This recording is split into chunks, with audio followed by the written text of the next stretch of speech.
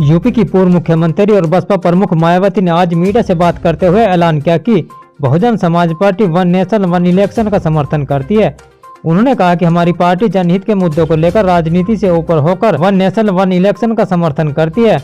मायावती ने कई मुद्दों को लेकर प्रेस वार्ता की और इस दौरान भाजपा और कांग्रेस पर भी जमकर निशाना साधा।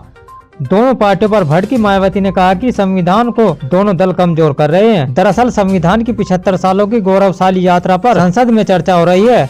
इस पर मायावती ने कई सवाल उठाए हैं। उन्होंने कहा है कि इस चर्चा की सार्थकता और उपयोगिता तभी संभव है जब खुले मन से यह स्वीकार किया जाए कि सत्ता पक्ष मान्य संविधान की पवित्र भावनाओं के अनुरूप देश के करोड़ों लोगों को रोजगार, न्याय और संविधान का जीवन दे पाया या नहीं।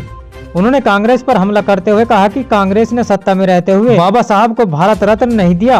कांग्रेस और भाजपा के बीच लड़ाई चल रही कि हमसे ज्यादा तुम दोषी हो। दोस्तों, आपको बता दें कि मायावती ने यह भी कहा कि संविधान में संशोधन यदि जनहित में होते तो बसपा उसका समर्थन करेगी। वन नेशन वन इलेक्शन का बसपा स्वागत करेगी।